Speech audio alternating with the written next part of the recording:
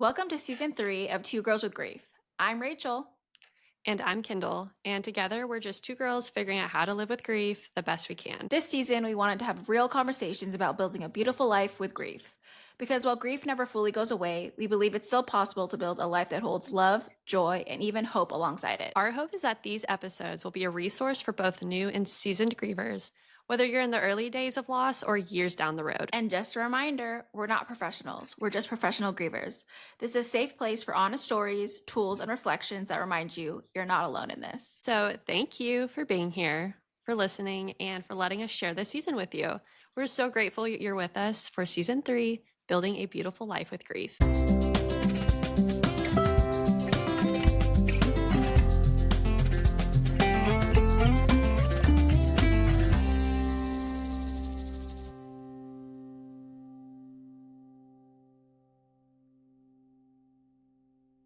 Welcome back to another episode of Two Girls with Grief. This episode is focused on legacy and love because when someone we love dies, their story doesn't end. It continues in the ways we remember them, honor them, and carry their love forward. Introducing our guest today, we have Jack, TV writer and content creator who went viral on TikTok for his beautiful memorial bench that he got in honor of his late fiancé, also named Jack. And he has found meaningful ways to keep his memory alive through his daily content that he's been posting in the memorial bench overlooking the Hudson River, where he originally first proposed. So, Kendall, let's check in before Jack jumps into the conversation. What's one way that you've kept your dad's memory alive? One way is that I have a lot of my dad's old button downs and t-shirts, and I wear those frequently in my rotation.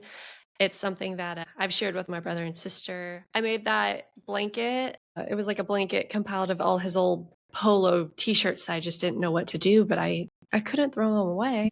What about you, Rachel? What's a tradition or practice that's helping you feel close to your people? For me, because I've lost both the parents of my sister, I think having too many things is also overwhelming. It's like almost like too focused on death, which I got overwhelmed before. So now I like doing things in their honor or doing things that they liked, whether that's like making their favorite food, going to places that they liked, things like that, that just keep me close to them and make me feel like they're with me on this journey without focusing too much on making sure I do things a certain way. Because once you deal with so much loss, it can be really, really overwhelming to feel like you're doing it properly and you're not focused on your own life as much as you are focused on theirs. Welcome, Jack. We are so happy to have you here to share your love story. And to begin all of this, can you start by telling us a little bit about your fiance, who he was, and how y'all met, and just really deliver the story to the listeners? Absolutely. Thank you so much for having me. I'm so happy to be here. And thanks for giving me an opportunity to talk about Jack because I love talking about him. First of all, both of our names are Jack, so it gets a little confusing. But our friends called us Jack 1 and Jack 2. So to make things easier, I'll refer to him as 2 today. But so I met I met Jack 2 in January 2016. We were set up by mutual friends. A friend of mine from St. Louis, where I grew up, went to college with him at Lehigh. And we were all living in New York after college, and she set us up. She gave me his phone number, and we went on a kind of a blind date. I'd like stalked his Instagram, but didn't know much else going in. And all it took was one night. We grabbed drinks at a bar called Finnerty's in the East Village, and we ended up sitting there for like 3 or 4 hours, and just it was an instant connection. And I remember sitting there and thinking, oh, I hope this guy is into me because I'm, obsessed with him. And thankfully, at some point in the night, I realized, okay, the feeling's mutual. And he asked to walk me home after we left, and we kissed for the first time outside my apartment. And we were together ever since. Looking back, it's as if we knew our time would be short because we didn't waste a minute, and we never even went on a second date. We were texting like all day the next day, and the following day I was hanging out with some friends and my brother, and I invited him to come join, and he came and joined and spent the afternoon with all my people, and he fit in so perfectly, and we never looked back. So we had 7 beautiful years together, and then got engaged in September of 2022. And then unfortunately he passed suddenly 3 months later on Christmas Eve from a heart condition that he didn't know about. So I was really lucky to be loved by him. He had an infectious personality. He had the biggest smile. He gave the best hugs. He was just so much fun to be around, and he had so much energy. And I talk about signs a lot. I look for signs everywhere. And he is someone who, he was such a big presence that I still feel him with me every day, and I look for him everywhere. I feel really lucky to have found him and to have been loved by him. And he changed me in so many ways. I'm a better person because of him. He gave me enough love to last a lifetime. That's something I've come to terms with recently. I hope to find love again. I miss sharing my life with someone, but I've know what it's like to be loved, and he gave me that gift, and that still fills my heart. And I feel as if I carry him with me every day, and I'm still so grateful that he liked me. I don't know what he saw in me, but I'm glad I fooled him somehow into loving me. But he was great. He was just the best. I'm like crying right now. Yeah. Thanks. Thank you. It's one of those things where it's like some people never get to experience that level of love, whether that is romantic or platonic, right? Like it could be familial Right. love or romantic. And not everyone gets that, right? Not everyone gets loving parents, loving siblings, loving partners. And it's hard to constantly try to train your mind to be like, I'm so grateful that we had that time, because it was short, but it's Right. like you have to keep reminding yourself like that is still, magical and precious.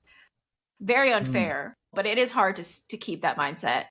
Oh, absolutely. And it's taken time to get to that place. But yeah, I feel like I just have to choose to be grateful every day, because if I don't focus on that and try to keep my mind in that space, it gets dark very quickly. Not every day, not every day is perfect, as Yeah. you know well. But yeah, I fully I live in that gratitude, and I do feel grateful for it. And to your point, so many people go through life and never get to experience love in any form, true love. So Mhm. I am grateful for it, and better to have loved and lost than never loved at all, as they say. And I fully believe that. So you proposed to Jack at the Hudson River Park, and I had heard about your bench. I think I had seen videos about it. I didn't realize that the memorial bench was also where you proposed. It was Yes. initially a proposal bench, and then it turned into a memorial bench, which is like, I, I don't even know how to feel about that. It's like I this, know, it's because terrible. I knew the bench and I was like, oh, that's so sweet. Mhm. Beautiful idea to have this bench in honor of your fiance that's overlooking, the water. It's a special place for you. And then I looked at the story more and I was like, that is where he proposed. That's No, another level of like, life really comes at you sometime. absolutely. And yeah, so Jack and I live in New York, and we live near Hudson River Park, and we would go on walks there every day.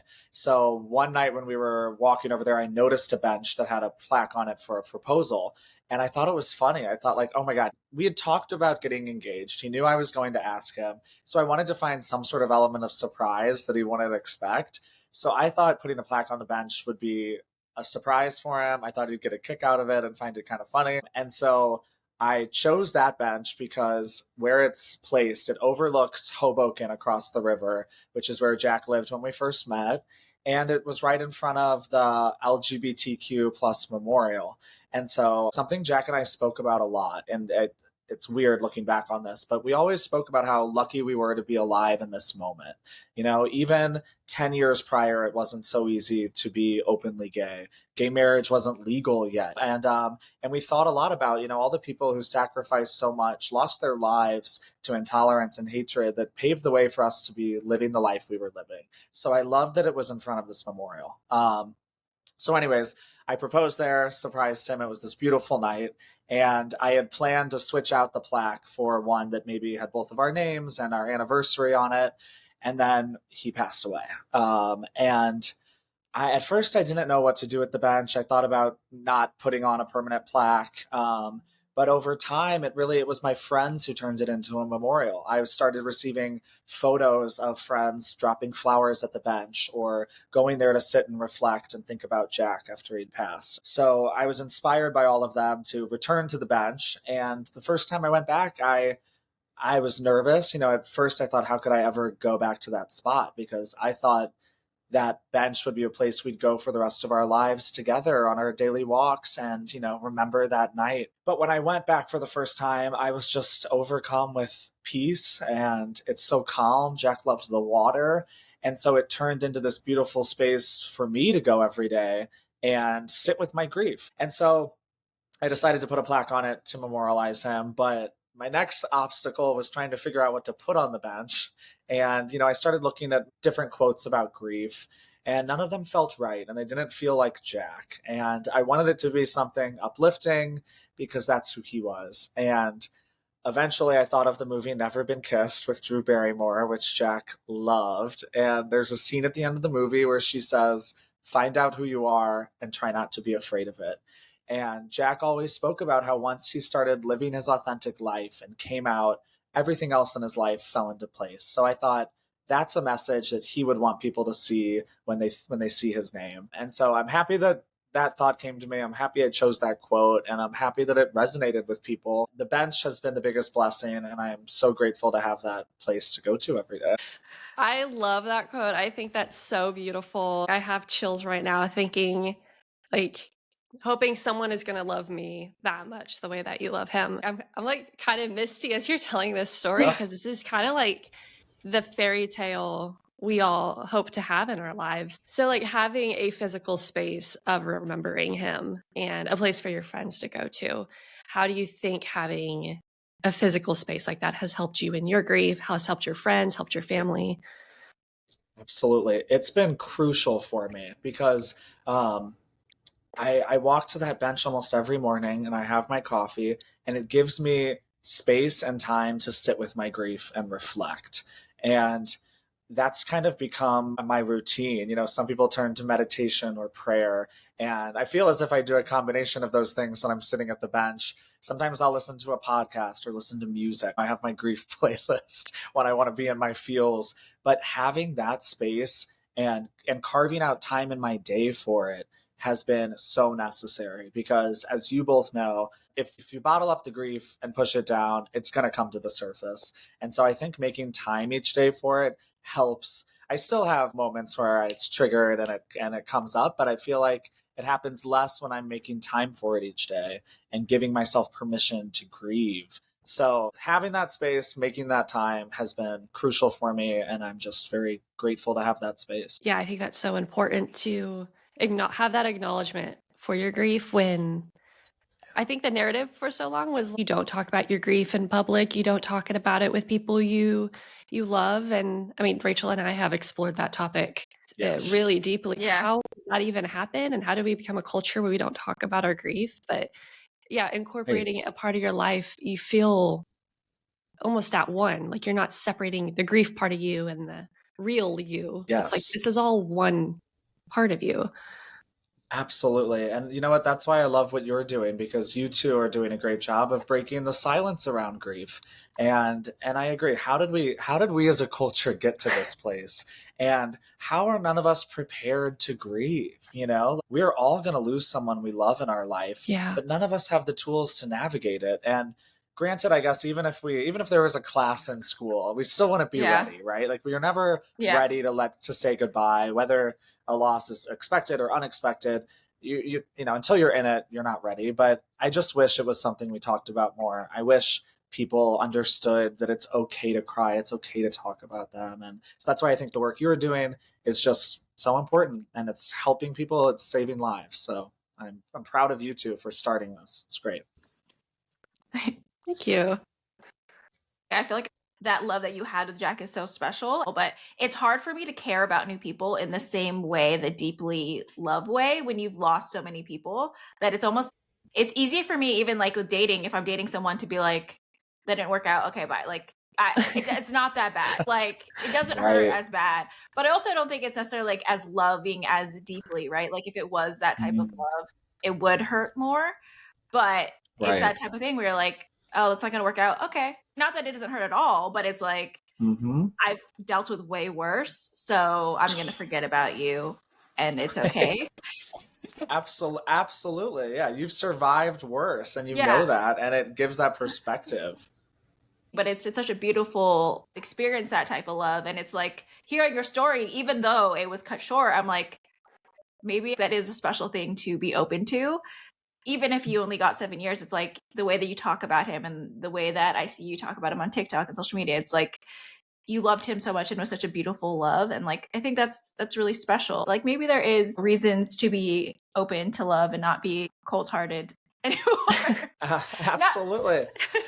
You know, and it's easy to close our hearts off when you have lost people and you've been through that pain. I think it's human nature to close your heart to protect yourself. And that's something I've been trying to do, is keep my heart open and to seek out love again, and with friends, with my family, just keep my heart open to love, even though I know the cost, you know? And I think that's something that we're all fighting for every day, because it's much easier to stay closed off when you know how painful it can be to lose it. So, Yeah. it's a lot. I feel like I saw this on your social media somewhere, and I don't know if I collected it correctly from wherever I did, but I saw that Jack said that once he began living authentically, everything in his life fell into place. How has that lesson shaped the way that you live now? Because I feel like that's such a powerful message that I feel like, honestly, everyone, especially in the country right now, if they just lived authentically as how they were, like people would just be happier.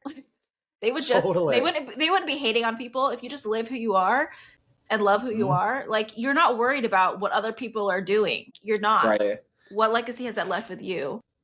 I think it's been his biggest legacy in my life, because even when he was alive, he really did live his life that way. Like, he was the kind of person, he never let himself get into a situation he didn't want to be in. He didn't do things he didn't want to do. Like, one story I always tell is we had gone out to dinner with a few friends and they wanted to go to this new ice cream place after. And we got there and the line was like wrapped around the block. And he was like, guys, I'm sorry, you guys can wait in this line, but I don't wait in lines except for raves and roller coasters. And he literally left and went home while the rest of us waited in line for ice cream. But that's literally how he lives. Like, he was true to himself in every moment, and he prioritized his time. And like, I thought it was rude in the moment. I'm like, you're really gonna leave me here? But it's like, he treated time how we all should, and did what he wanted to do, and was his authentic self. He didn't put on a mask or adapt himself to be who other people wanted him to be.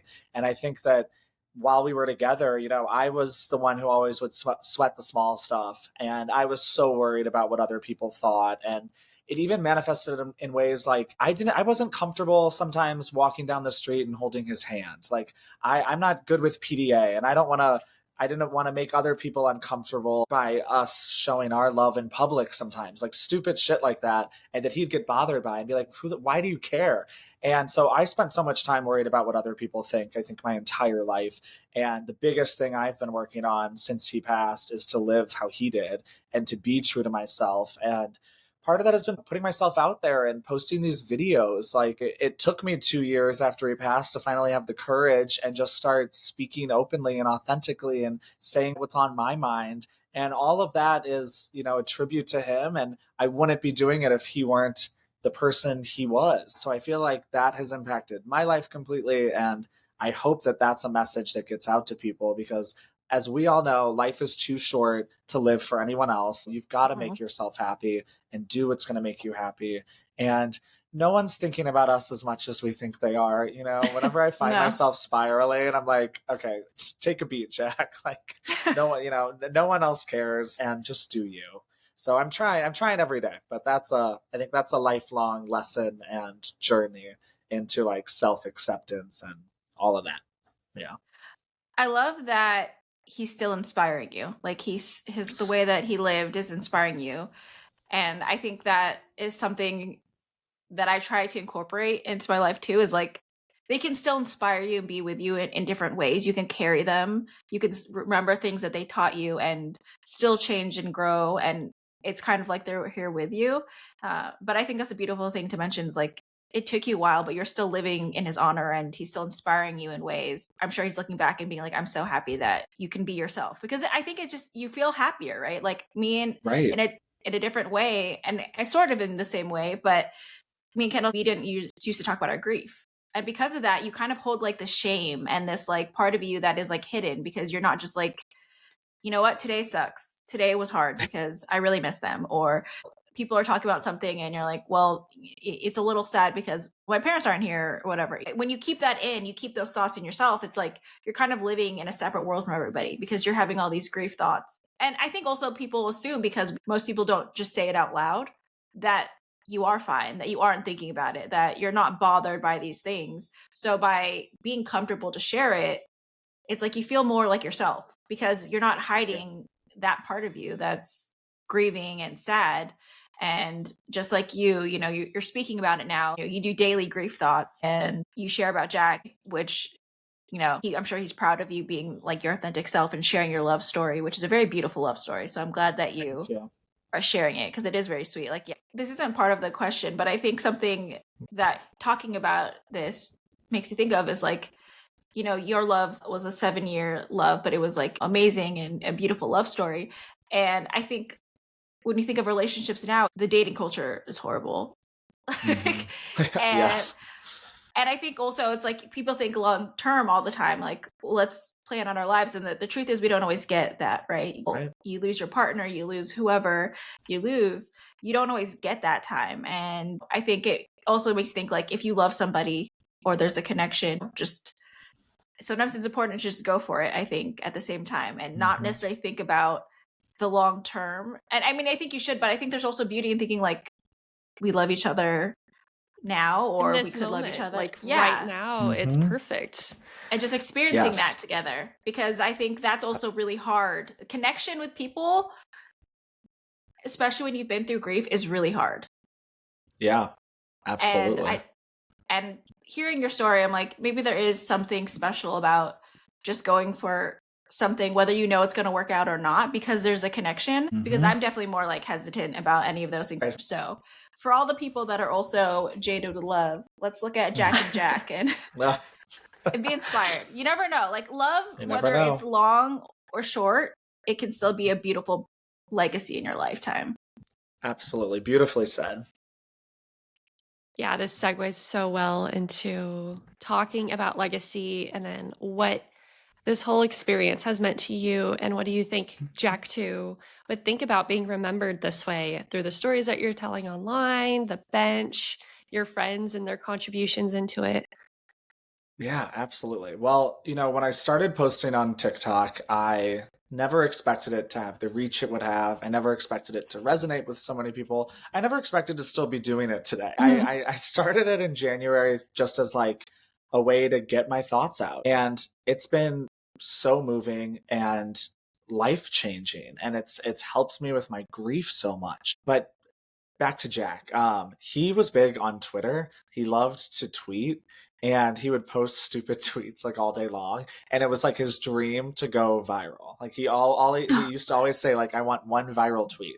So when I posted the story about the bench and it went viral, I feel like I was giving him that gift he always wanted, you know, like, so I know that he would have loved this. And even like talking with his family and our friends after, it was as if he was alive again in a way, because so many people were getting to know him for the first time and were asking about him in the comments and talking about him. And it was just so moving and beautiful. And the other thing is like, you know, when you lose someone you love, you want the whole world to stop and grieve with you. And in that moment in February, when that video was going off, it really felt like for the first time, everyone in the world is stopping and grieving with me. So it was crazy and beautiful and overwhelming, and I'm just still blown away and can't believe that that moment happened. And yeah, and it's changed me. I mean, now every day I get to go on TikTok and speak with people like the two of you that are going through it. It's I think I had no idea that TikTok could be such a loving, uplifting, incredible place. You know, we think of the internet as this awful place full of trolls, and then there's this beautiful community of people lifting each other up and making us each feel less alone. So it's been such an incredible journey, and I'm really grateful for it. And then I've also had to learn how to let go, because I'll post a video about him that I think is so moving and important, and I'm sharing something beautiful, and then it gets a couple hundred views and Yeah. learning not to take that like to heart and not get offended by it, because with what we're talking about, it can be so discouraging when your videos aren't Yeah. doing well and you can get burnt out really fast, and it's hard to detach yourself from it. That's something I'm trying to learn, and it's easier said than done. You just kind of have to put it out there, and if people watch it, they watch it. If they don't, they don't. But learning how to not take it personally and to not let it stop you from continuing to post, like that has been a journey that I've been navigating. TikTok's wild. It is wild. I'm the one on TikTok. Kendall handles our Instagram, so it's like two different beasts. So Kendall's not as in the know of the TikTok craziness, but you just have to share your story, because what you do might help one person. But that's important, because that's one person that feels a little less lonely or a little less lost in their grief journey. And that's really all you can hope for, because grief is freaking hard. We all know that. Yeah. And when you don't feel like there's any way to make it feel better at all, and you see someone that you can relate to, I think that's so important. So like the more that people talk about it, and everyone that I've met through the grief space and like Kendall's met, like it's been so nice and like so kind. And I feel like there is like an open heartedness about people, even though I said I was closed off. But there is an open heartedness, I think, with other grievers. Yes, no, Closed totally. off to regular people, people that know grief. You just know that pain. And I think there is like a beauty in those connections, and just how much more your world feels complete with the people that you meet and in the grief space, because you get it. Like that's how like me and Kendall became good friends so quickly, is like you get that and you can share things that you don't really talk about to regular people. Right. It's like a mutual understanding that other people just don't get. So I totally agree. So for our listeners, and I feel like everyone will answer this differently, but do you have any advice about creating their own rituals or traditions to honor someone that they love? Because I think that's what people have a hard time with, is like, how do you keep their memory alive? Especially when like you feel like you said, you had that moment where you felt like everyone was honoring Jack. I feel like we do all want that, because it's like your whole world explodes and you're like, how are you not as sad as I am? Yeah, how are you not as totally. heartbroken about this? Do you have any advice for people that are having a hard time figuring out that for themselves? Yes, absolutely. And I'm glad you asked this. Okay, so what I like to say is there's that quote, grief is love with nowhere to go. So I like to say we need to find a place for it to go. You need to give your grief a home. You need to channel your grief somehow. So for me, that's been making these videos and writing. I'm a writer. I journal about it. But for other people, I've talked to people who they took up quilting because the person they lost loved that. They took up hobbies that their loved one loved. Jack's mom started making bracelets as a way to channel her grief, and that's become her ritual every day. So I think finding an outlet to channel your grief is what's helped me the most. I know that looks different for everyone. It can be anything. For you too, I think this podcast has been a beautiful way to channel your grief. The posting on Instagram and TikTok, just giving yourself an outlet or some sort of creative ritual is super helpful. And like, I wish I knew how to quilt or make bracelets, because I think there's something about those, like a task like that is so calming and kind of centers your mind and just gives you time to reflect. So I think that's a beautiful way to do it. But it also could be something like, Jack loved going to concerts. So I love to go to as many concerts as I can go to now. Doing things that they loved, I think, is a way to still feel connected with them. And that's one that it took me a while to get to that point. Like at first I was like, how will I ever go to a concert again? Like I felt guilty doing the things he loved. And then over time you do it and it gets a little easier each time. And I still might cry at every concert I go to, but that feels good. So I think finding a way to channel your grief, whatever that looks like for you, I just think that that's a really helpful thing to do. Yeah, I feel like people don't get that. You may cry, but you're still doesn't mean that you're not happy. Yeah, it's funny. I talked recently about like booking a trip somewhere that Jack and I had gone and had so many great memories. And someone commented saying, oh, my friends invited me on this trip, but I don't want to go because I think I'll be too sad. And I'm like, okay, you will be sad, but you should go. I guess you can't speak for everyone, but like what I have found is all the things I thought were going to be too hard to do, if I force myself to do them, I might be 50% sad, but I'm also have 50% happiness on those trips. And the more you force yourself into those things, they get easier. The crying feels good. It's okay if you No. if something makes you sad. I agree with that. I think there's a balance you have to find of knowing what's right for you now in this grief space, but also Yeah. not talking yourself out of experiencing life again. And I think Yes. that's what I had, and I still work on it now. It's like sometimes I'm like, I won't like this because of XYZ and blah, blah, blah. I don't want to do it. And then I go and I'm like, I actually had fun. And I wish I hadn't spent so much time telling myself it wasn't going to be because of all these different things. And it keeps you from living your life. And I think people's boundaries have almost gotten too strong that you're not connecting with people.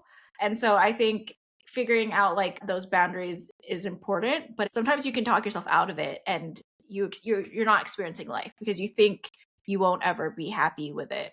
And there are certain things, like for me, like big holiday parties, I don't like them. Like when it's my family parties, I don't like them. And that's because I just think of all the family that's not there. And I don't know if that's going to change, but it's something that I came to terms with. I actually just really don't like doing that. And that's okay. Yeah, and like I like watching Hallmark movies with my dog right now. And maybe next year that'll be different. But that's one where like I tested it out. And I was like, no, I actually am happier at home not doing that. But there's a lot of other things where I'm like, I told myself no, but I went and I'm like, it actually was really fun. So I think it's finding the balance. Kendall, do you experience that too? Yeah, I think what you're saying is very Jack 2 energy. Like if you aren't into it, then just go. Yeah. Totally. I love that. And yeah, testing it out, like you said, like you tried doing it and it didn't work for you and you learned that, but I love that you went for it and you figured it out for yourself. And I guess that's what I'm trying to say is I don't want people to close themselves off or hold back from these from opportunities that might end up feeling good. And yeah, they might not, but that's okay too. I mean, you're going to be sad anyways, whether you go to that thing or not. Like the sadness doesn't go away. Yeah. Amen. Perfectly said. So we like to challenge our listeners with a different thing each episode. And so this episode, what would you recommend as a small thing to encourage people to do this week in honoring the person they love? Absolutely. You know what? I'm actually going to riff off of what we just spoke about, and I'm going to challenge everyone who's listening, who's grieving, to do something that they've been putting off. So whether that is a trip somewhere that holds hard memories, seeing someone that it's been too hard to spend time with, going to a restaurant, I want to challenge people to do something that they think is going to be hard, that they think they can't handle. Do it, and maybe it will be, but as you said, better to be sad in a good restaurant with a nice meal than sad at home. So I challenge everyone to do something hard or that they aren't sure if they're capable of.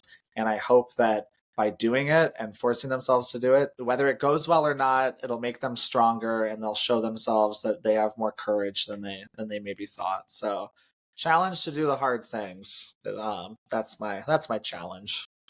I love that. Thank you. That's beautiful. I do think it's one of those things you need to allow that joy to creep in. Yeah. Whether that's a laugh or you're just like, I really enjoy this pasta or wine. You're not going to find that joy just in your home crying to yourself. You need to challenge yourself to live. And so I love that because it's like that sadness is still going to be there, like you guys are saying, but the joy needs to be found somewhere because this is our life. So like we have to try to find it. It's not perfect, but we have to keep trying. We're here. And I like to think we're here for a reason. So there has to be something good that we're meant to do.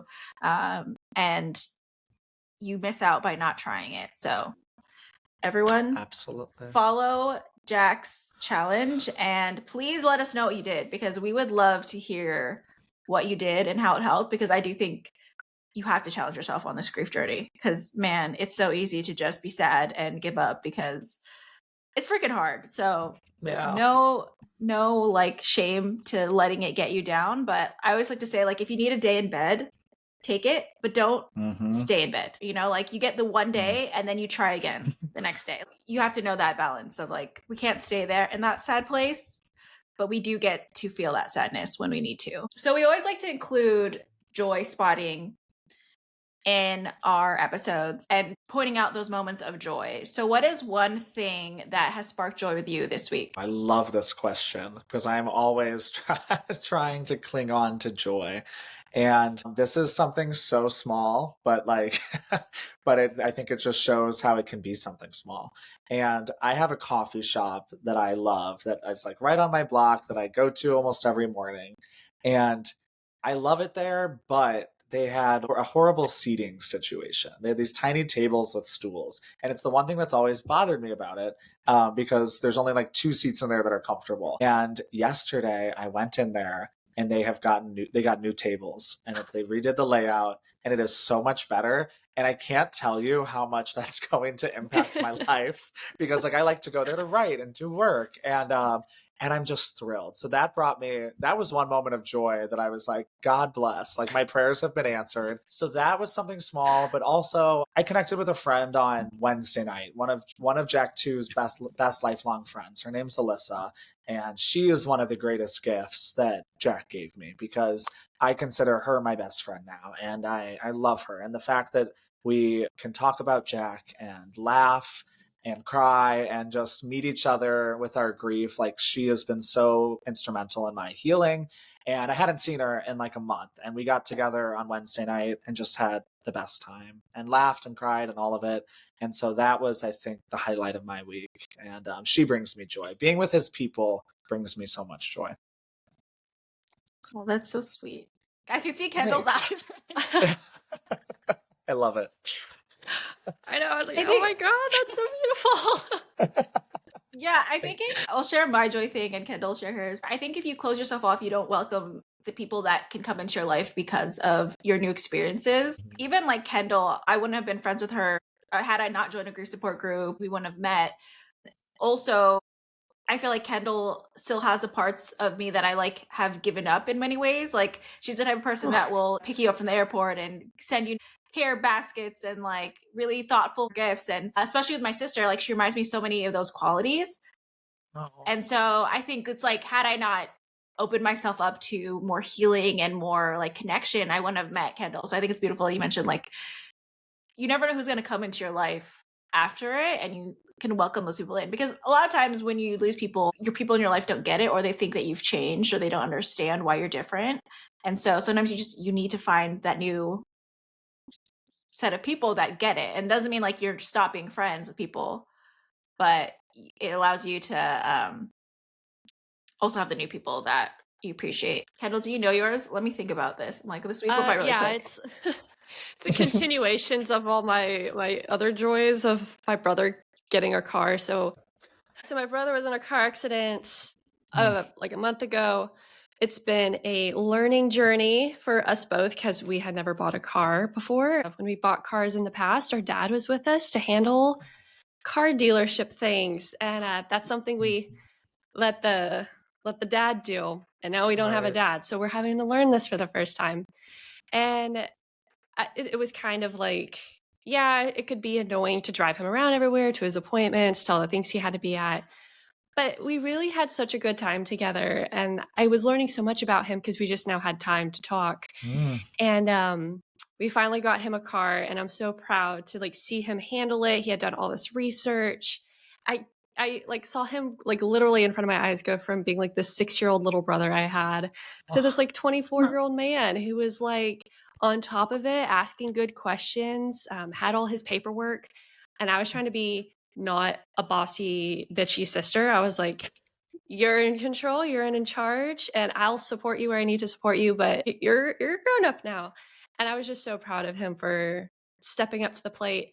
And so this is not the joy, but my sister was in a car accident literally like the day after he got his car. Oh my gosh. Oh my gosh. No. So I was like, wow. Why do y'all do this to me? Like, do y'all enjoy putting me in levels of stress? I don't know. Next lesson, next set of Right. I was like, I don't know what's going on with y'all, but we need to get this figured out. Like somebody hit her, and so her car was totaled. She's fine. Oh, but she's too? like, oh my gosh. Yeah. Oh, Jeez. But I was like, fortunately, we just went through this learning lesson not a day before. So your little brother is going to help you find your oh my car. gosh. Your little brother is going to drive you around places that, paying it forward, And I was like, Yeah. this is what we Right. do. This is what family does. And this is the sacrifices we make for each other. But I was literally like, all right, well, That's the so good funny. thing and this whole thing is that your brother now knows how to do it. So he is going to be dealing with the car situations. Amazing. That is so funny. So my joy, I'll share. I was thinking about it. So one is I'm going on that Coco Kind brand trip in New York City, and so we got more information. We're staying at the Edition Hotel, which is like really nice Oh, yeah, in New yeah. York City. So I'm like super excited. I love that.